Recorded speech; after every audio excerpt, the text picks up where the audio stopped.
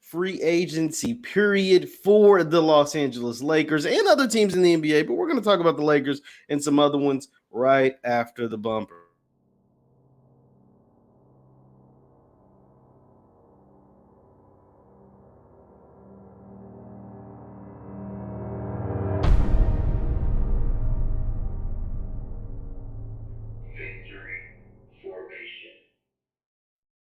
What's good people? Jeff Lightsy Jr. here with the Black Boss channel and Victory Formation. Be sure to hit the thumbs up button, like, share, subscribe, and the notification bell because we upload every single day. And we are going live at a new time at 6 p.m. Eastern moving forward. So check it out. Weekdays, 6 p.m. Eastern. We'll go crazy talking about all things sports taking place across the country. Now, the Los Angeles Lakers, this is the team we want to talk about. They have signed Carmelo Anthony, among a host of other players that I talked about earlier today. But Carmelo Anthony is the big one. Melo, the 10-time All-Star, also a draft classee of 2003 with LeBron James, will head to the Los Angeles Lakers on the veterans minimum. Carmelo Anthony spent the last couple of seasons with the Portland Trailblazers. Obviously, he was out the league for a little bit before he had spent some time with the Knicks, Houston, Oklahoma City, Portland most recently. Obviously, he was drafted by Denver, and now he's headed to LA to link up with LeBron, to link up with Russell Westbrook, to link up with Anthony Davis. And the Lakers are they're rebooting. Rob Pelinka understood that last season is last season. It's time to move on. It's time to move forward. It's time to have a team that is going to be willing to compete and going to be structured enough to compete for championships. Now, here's the thing about the Carmelo signing. It goes hand in hand with the other signings that have taken place with the Lakers today. That includes getting Kendrick Nunn from the Miami Heat, who averaged 15 points per game, getting Wayne Ellington, Dwight Howard, Trevor Ariza, and Kent Bazemore yesterday, getting Marc Gasol to agree to come back to the team. And this is what the Lakers roster, and also re-signing Talen Horton-Tucker to a 3-year deal. So this is all a part of the Lakers' master plan. They're getting their pot, their stew, and they're cooking it all up, and they're creating a team that they hope to be competitive for championships and hope that a team will be able to compete. Honestly, the Lakers aren't – that's the thing. The people are like, oh, they're worried about like what Denver is doing or what you know what I mean? What the Utah Jazz, who went out and got Rudy Gay, and all of these, and some of these other teams, the Phoenix Suns re-signed Chris Paul. Shout out to CJ, my dog CJ, re-signed Chris Paul. But the Lakers aren't worried about all of that.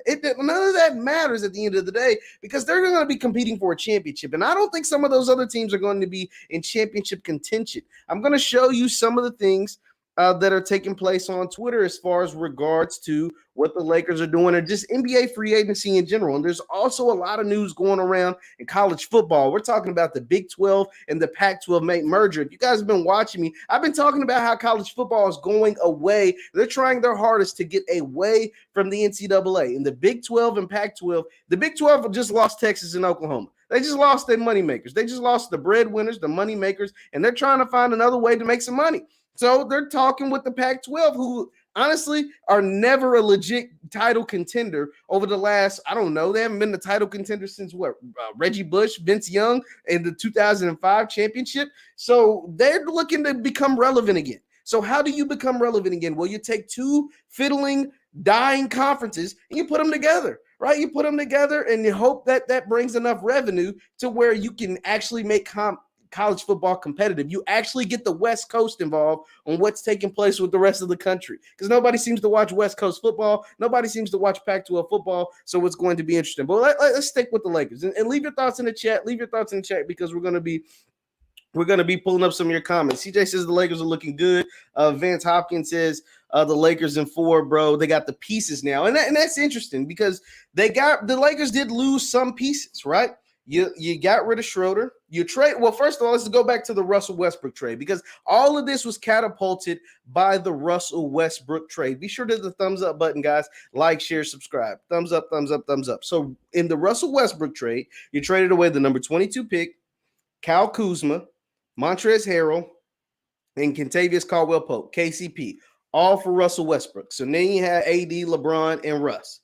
Right? The beauty behind having Russ is that Russ is going to go 1,000% every rip. Russell Westbrook is going to play his heart out every single time he touches the court. So that's huge because we know LeBron can take some games and some possessions off. He's 36 years old. He's the GOAT. He deserves that. He can do it. All right. And we know Anthony Davis is going to miss some games due to injury. Hey, it's just the hand you dealt. That's what you get. You get a healthy AD, you win a championship. But with AD comes injuries. So you're going to have him out for some games, whether it's load management, rest, injury, whatever. He's going to miss some games. So that's just what you got to deal with when you have Anthony Davis. So it started with that. But Rob Pelinka took a lot of heat because people like me thought the offseason moves last year, going out and get Dennis Schroeder, who came in second of a sixth man of the year, and going out and get Montrezl Harrell, who actually won sixth man of the year, were actually roster upgrades. But it turns out they weren't. They weren't that good. They didn't play well at all. Dennis Schroeder was horrible. And then he turned down a 4-year, $84 million deal.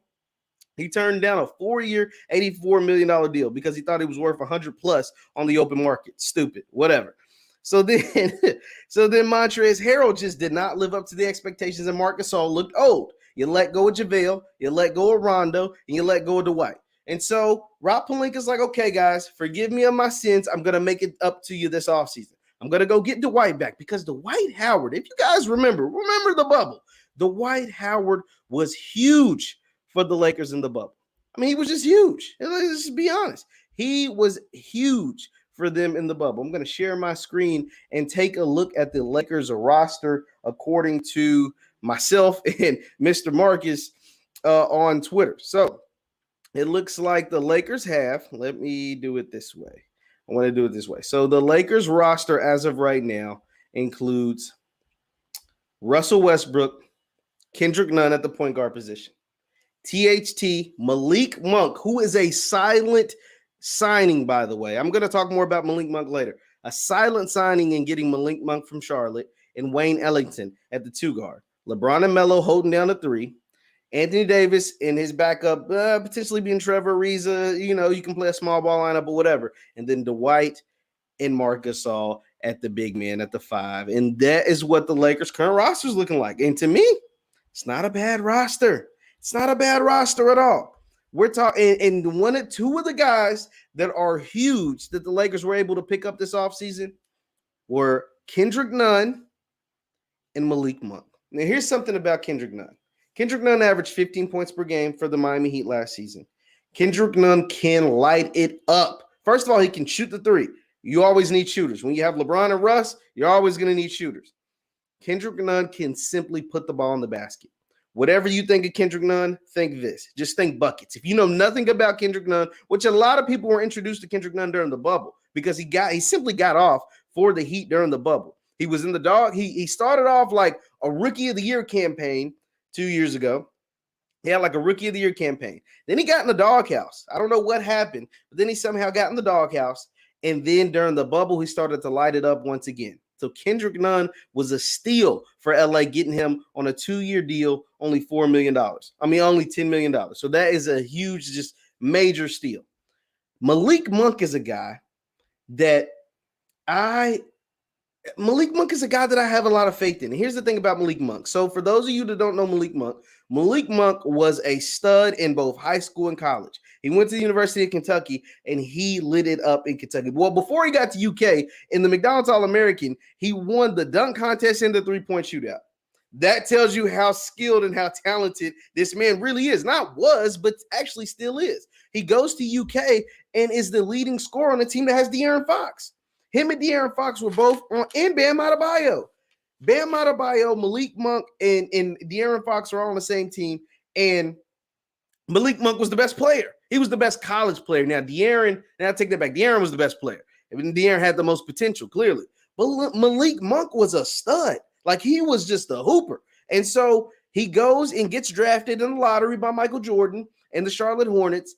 And he has some issues, some substance abuse issues. Let's just call it what it was. And from the reports and from everything, that he had to go to rehab. Like, Malik Monk actually had to go to rehab because it seemed like he had a cocaine-like problem. He was messing with hard drugs, and that is never a good sign for a guy, especially as young as he is. I mean, Malik Monk is like 23 years old. So we're talking about 2 years ago, he had like a substance abuse problem. He goes to rehab, cleans himself up, right? and actually looked really good at moments. I'm going to say in moments with the Charlotte Hornets. The only problem with the Hornets is that they started to get guard heavy. Obviously, the emergence of LaMelo Ball, you had to play LaMelo. You had to play Gordon Hayward because he's on a $100 million deal. So you kind of got to play the guy that you're paying a lot of money to. You got a guy in a forward like P.J. Washington, Miles Bridges, Devontae Graham, and then obviously Malik Monk was the odd man out. So he didn't get as much rep. He didn't get as much burn as the other guys. And so Malik Monk was the odd man out and didn't get as much run as he probably felt like he deserved or he should have. So he's going to the Lakers to try to prove himself, right? He's not going to be asked to be a 20-point per game scorer. He's not going to be asked to be a 15-point per game scorer, but he is going to be asked to be a guy that can make open shots. Can you be a guy that can make open shots? And I believe Malik Monk can do that. I also believe Kendrick Nunn can do that. And I also believe when the time is needed, when LeBron is off or AD is off or Russ is off, these guys can get buckets. But and that's me just having faith, all right? That's me having faith that Malik Monk and Kendrick Nunn are guys that can get buckets when the team needs it the most. But there's one guy that I know that can get buckets when the team needs it. There is one guy that I know has done it for years, for almost 2 decades now, that can get buckets whenever you call upon him. That man is Carmelo Anthony. Say what you want about Melo. Melo can always put the ball in the basket. Melo can always put the ball in the basket. Hit the thumbs up button for those who just joined us. Carmelo Anthony, leave your thoughts in the chat. Shout out to Wake Root and Vance. Vance says a lot of 2 and 3 year deals too. Yeah, a lot of 2 and 3 year deals that makes you that lets it be known that they plan on keeping some of these guys. I think Malik Monk's only on a 1 year deal, but I think Kendrick Nunn is a guy that could end up being around for a while. I think Taylor Horton Tucker, who got a multi-year deal, is a guy that'll be around for a while. B1 to you, Wake Root. What about the undrafted? See, greetings. What about the young undrafted players? Hopefully they can get some running and joy. Peace. Appreciate you, Cedric Milner. I think one of the guys to look out from the undrafted guys, Jay Ajayi out of Gonzaga can play. Jay Ajayi is a guard out of Gonzaga that can really play, and so can Matt McClung. Matt McClung was a guy who's a viral sensation, right? He can do all these crazy dunks, crazy athletics, super young, talented, comes through, windmill and all kinds of stuff. Goes to Georgetown, plays pretty good at Georgetown, but didn't get I don't know what it was, him and Coach Patrick Ewing, they didn't see eye to eye. He transfers out of Georgetown, goes down to Texas Tech and hoops. He hoops out of his mind and was really a baller. He was a baller down at Texas Tech, and I was honestly surprised that he went undrafted. I thought he was a pretty good player. I think him and Jay Ajayi both have really good chances of making the roster, but we'll have to see. But Malik Monk and Kendrick Nunn, those signings are huge. Like, those are huge because these are guys that can make open shots, and obviously the Carmelo Anthony signing. Now, can you smell Rob Pelinka, John Harris? Absolutely. I think Rob Pelinka had a redeeming moment. Because here's the thing, a lot of people lost faith in Rob Pelinka after the signings from last year went horrible. The signings from last year, see, once again, I was someone who was optimistic. I thought the signings from last year were good. At the time, I thought getting a guy that could stretch the floor like Marc Gasol was good. I thought getting a guy with energy and enthusiasm and that could, do a lot of dunks like Montrezl Harrell was good. And then obviously I thought Dennis Schroeder was a young, upgraded version of Rajon Rondo. Was totally wrong. But here's the thing. I believe that I and anybody else who thought those signings from last year were wrong, we were only wrong, right? Because AD got hurt.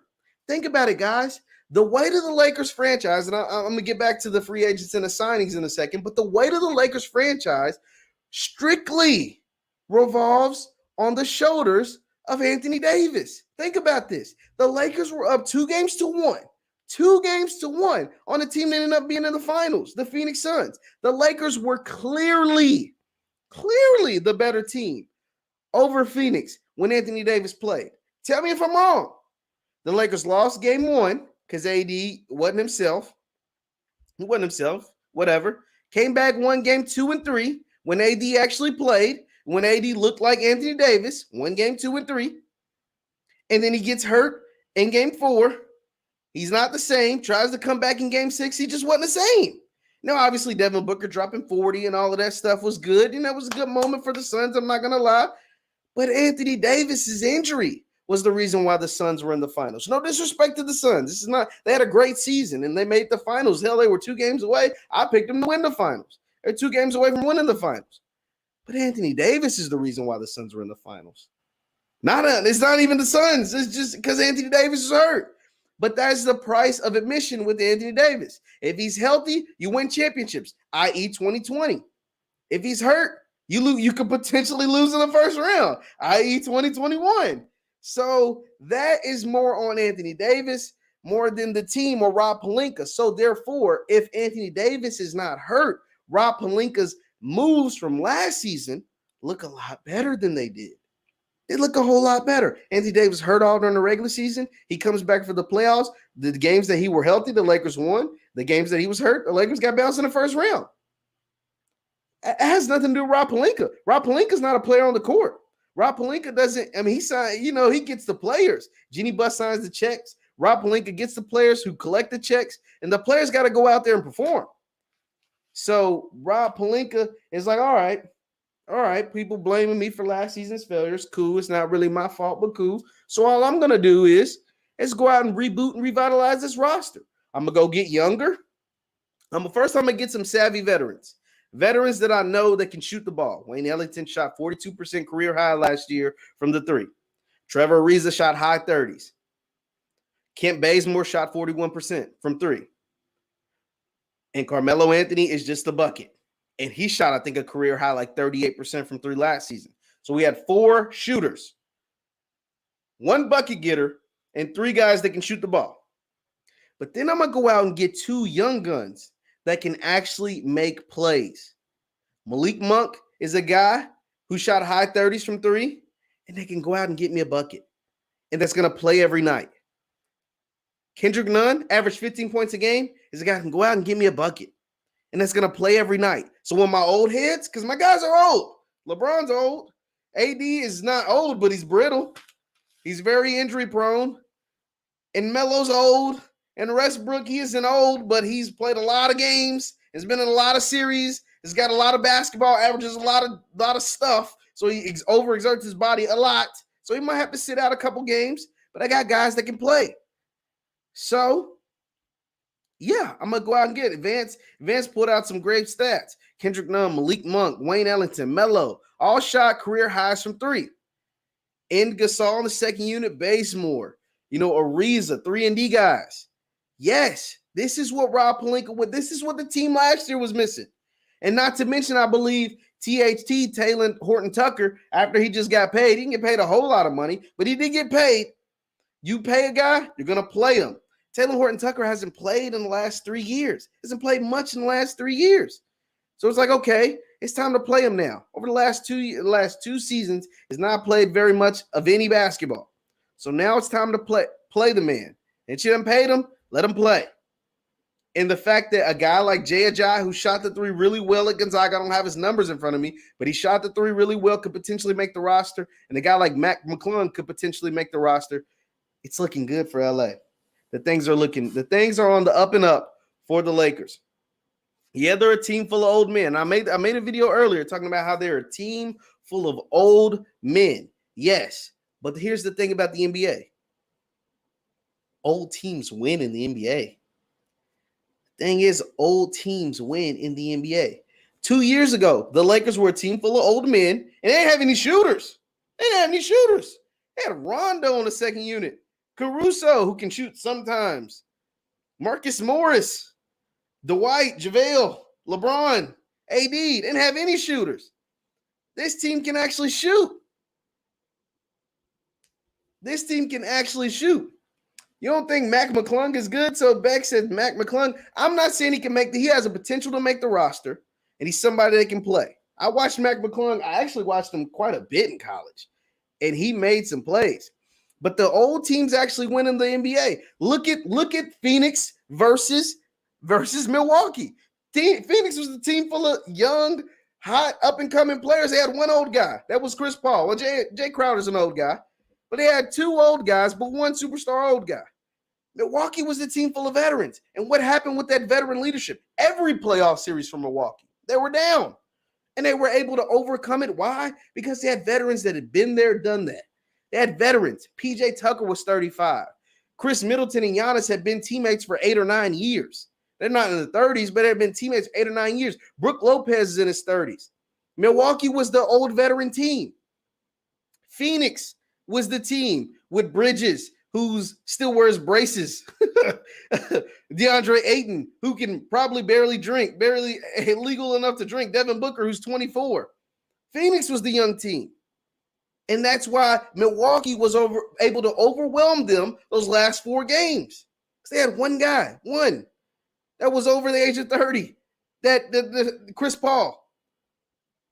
So the Lakers are old. Don't get me wrong. And it could be something that could be a hindrance to them. But I think it's going to be something that works in their benefit with guys like Carmelo, guys like LeBron, Russell Westbrook, who have been there, done that, played in this league for a very, very long time. Anthony Davis as well, even though he's actually in his 20s. But you get a good mixture. You added an influx of young talent by going out and getting a Kendrick Nunn and going out and getting a Malik Monk, 2 guys that are just coming off their rookie deals, 2 guys that are looking to prove themselves. See, here's the thing. Malik Monk and Kendrick Nunn aren't guys that are going to be Lakers for life, right? But they're 2 guys that are looking to prove themselves and get a big contract after this year or in 2 years in Kendrick Nunn's case. They want to go out there and make some money. They see Lonzo Ball get $85 million. They're seeing, all the guy from the Heat, Duncan Robinson, go out and get $90 million. You don't think Kendrick Nunn's looking at Duncan Robinson getting $90 million and thinking like, I need to get some of that. He was undrafted just like me, and he just got the largest undrafted free agent contract in the history of the NBA. 5 years, $90 million. Malik Monk just saw a guy from his draft class who also hasn't played up to said potential, and Lonzo Ball get a 4-year, $85 million contract from the Bulls. I think they want a piece of that. I think they're trying to get paid. Wesley Matthews, shout out to Cedric. He says, Wesley Matthews, he's gone. It's time to get rid of Wesley Matthews. Mache said they handed out contracts. I might get they are handing out some great contracts in the NBA. I just talked about the Bulls. The Bulls got Lonzo 4 years, $85 million. They also went out and got DeMar DeRozan to sign and trade. He's going to get $80 million. 3 years, like $80 million. And then to go with Zach LaVine, they drafted the guard out of Illinois. They have Kobe White on the roster already. So we're talking about 5 guards. That's just off the top of my head that are on the Bulls. The Bulls are a team full of guards. It's going to be interesting to see what they do moving forward because they are a good team. I mean, I think they have good pieces with Vujacic, LaVine, Lonzo. But we're really guard heavy, guys. We got a bunch of guards, a bunch of guys that play the guard position. Shout out to John. John, you're right. I'm gonna go to your other. Oh, and then when I got Caruso. Yeah, Adam says they get. Oh my God. So the Bulls signed Lonzo, DeRozan, and Alex Caruso from the Lakers. They drafted Ayo Diop. I can't say his name. I don't want to butcher it. But the guy from the top guard out of Illinois. And they got Kobe White, first round pick a couple years ago. I mean, golly, this team is full of freaking guards. Oh my goodness. Like that is going to be crazy. Beck says, yeah, shout out to Adam. Let me know that, yeah, they got Caruso as well. And then, yeah, Kobe White, he probably does. I mean, he was a first round pick just a couple of years ago. You draft another guard. You'd sign and trade for Lonzo. You sign and trade for DeRozan. And it's insane, freaking insane. But the Lakers are a team full of old men who are going to be, I think they're going to be tough. Now, don't get me wrong. If I had to choose an NBA champion right now on August 3rd of 2021, I'm choosing the 2022 champions. I'm picking Brooklyn. I said all that to say this. I still think the Brooklyn Nets are the best team if they are healthy. But the problem is with a team like Brooklyn, and same with the Lakers, is that it's a big if the team is healthy. If Kyrie Irving, James Harden, and Kevin Durant show up to work healthy, I don't see anybody beating Brooklyn. I'm just being honest.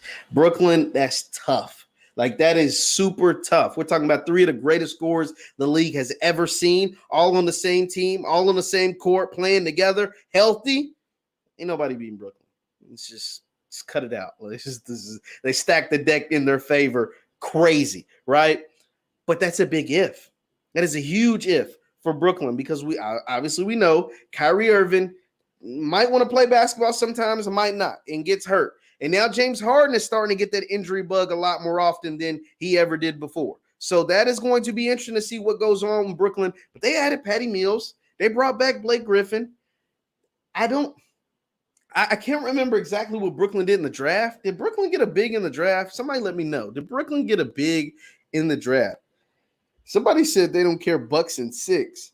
I like Milwaukee. You know, I'm glad they were able to win a championship. I'm glad Giannis was able to prove that there's multiple ways to play basketball in the NBA and be successful. But let's be honest. The Bucks got lucky.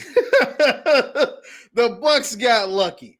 Brooklyn was down to Kevin Durant by himself, and he almost took out the Bucks.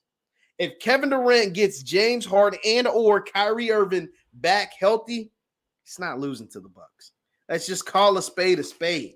They got lucky because Kevin Durant wears a size 18 and not a size 13. His foot was this close away from sending the Bucks home, sending them back to Milwaukee with no championship. But I'm glad they won their first title in 50 years, and we're not going to take that away from them.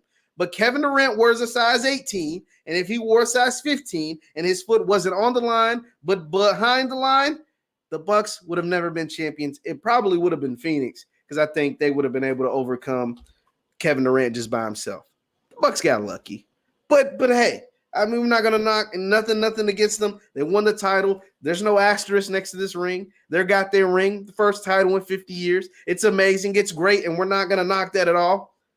But Kevin Durant, James Harden, Kyrie Irving, they're not losing to the Bucks. I'm just being honest. I'll read some of the more of these comments. Is the Nets, I don't believe, will stay healthy, and Kyrie will take days off, and Harden's too busy hanging with rappers. The Nets have a lot of distractions. D, you got a point. The Nets have a ton of distractions. James Harden seems to like to hang with Lil Baby a lot. Kyrie Irving seems to like basketball, not love it, or loves it sometimes. And sometimes he takes days off. And then Kevin Durant, ironically, the one who he likes to pay attention to Twitter and stuff, but he shows up to work every day. The problem is, even with all of that, because all of what you said is very true, D, the Nets are still better than everybody. Like, those guys are still just simply better than everybody at basketball. Like, I get it. Like, all of those guys, all of that stuff you said is very, very true. They're still just better than everybody at basketball, though. Those distractions don't take away their powers like Space Jam, right? Like, they're still great at ball. They're still hoopers, and they still go out and get buckets no matter what, any of that. Like, all of those are distractions on most teams. But when you have superior talented guys like a Kevin Durant, he's just better than everybody. Like James Harden, he's just better than everybody. Like Kyrie Irving, they're just better at basketball than the other 5 guys that can line up across from them in most situations. It's going to be cool, though. Think about the scenario, though. It's going to be a really cool scenario, right?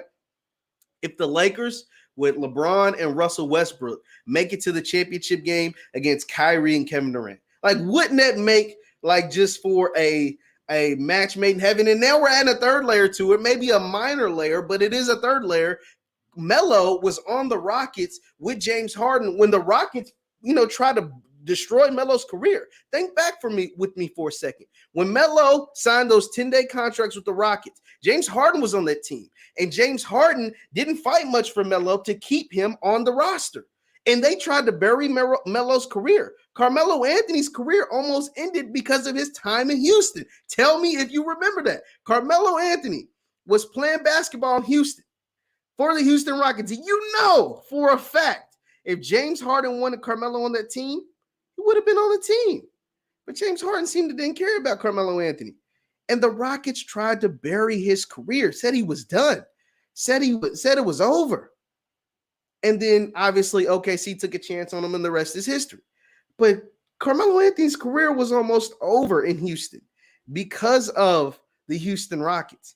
We're not going to so that is a third layer of, a potential finals matchup. This would be like Adam Silver, ESPN, the NBA's dream matchup. If the Lakers with Russ, LeBron, and even to a minor extent, Carmelo Anthony matched up against the almighty Brooklyn Nets, renegade Brooklyn Nets with Kyrie Irving, who, remember, wanted to get the hell away from LeBron, from Kevin Durant, who wanted to get the hell away from Russ and ended up winning championships in Golden State, and James Harden, who didn't give a crap that Melo's career was on the line.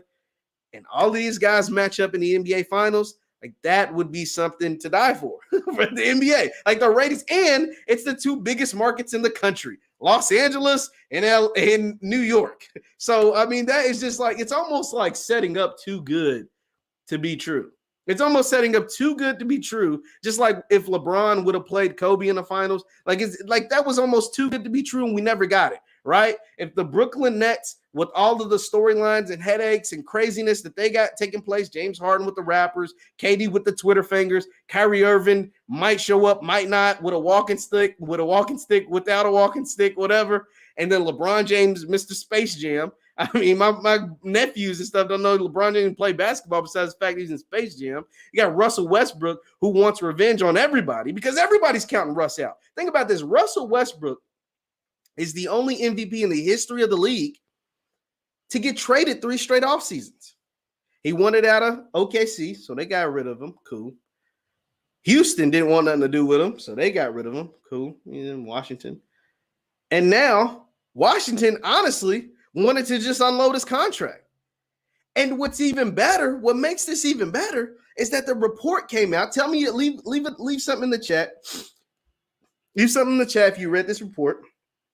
That Russ actually called Kawhi Leonard.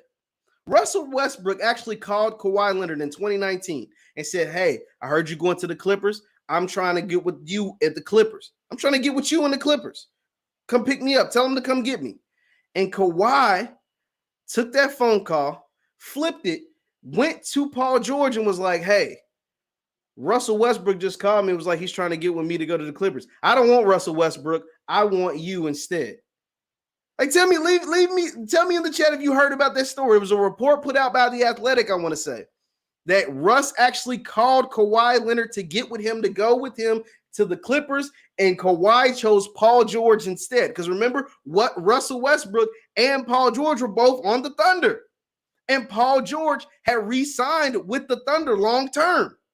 He had re-signed with the Thunder long term, so he was good to go. He was good to stay in OKC and ride with that train, even though he had got bounced out in the first round 2 straight years, one to Utah, the next one to Portland. Remember when Dave waved him away? Paul George said it was a bad shot.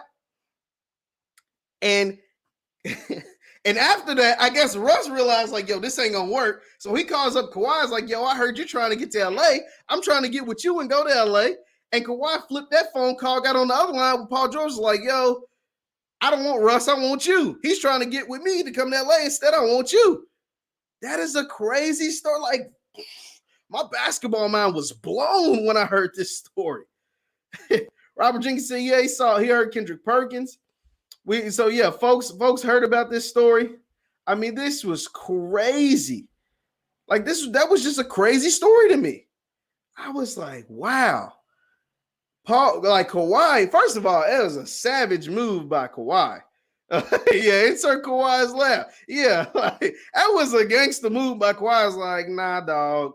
I think I want your teammate over you. You know what I'm saying? Like, thanks, but no thanks. I saw what happened with Kevin Durant. I'm good on it's like I'm good on that. I want something better. So, wow. Like, that is a funny story. So, Russ, obviously Russ plays with a passion, intensity like no other, but that is something that's going to burn Russ up on the inside. Be sure to hit the thumbs up button, guys. Thumbs up, like, share, subscribe. So, Russell Westbrook is the only former MVP to ever get traded 3 off seasons in a row. That is just crazy to me, because I was thinking, like, dang, like, everybody ends up getting worse, right? Like, you go as an athlete, just in whatever level you play, but especially at the professional level, you go up, you plateau for a while, however long you can hold that prime, and then you start to go down. Now, Russ is still really good at basketball, and we're not going to take that away from him, but he has plateaued and he's on the decline. But I never thought that we'd see Russell Westbrook get traded 3 off seasons in a row. The 3 off seasons in a row is just crazy. Yeah, Michael Williams is borderline disrespectful. It is disrespectful. It ain't borderline at all. It is disrespectful when every team that you get traded to is like, I'd rather go in a different direction. Now, in this case, it worked in Russ's benefit. Now, getting traded from OKC to Houston, he thought worked in his benefit, ended up being just okay. Getting traded from Houston to Washington, that didn't work in his benefit. He knew that from the jump. That was going to be garbage. Like, whether he stayed in Houston, because James Harden was going to want out no matter what, or whether he went to Washington, that wasn't going to work in his benefit.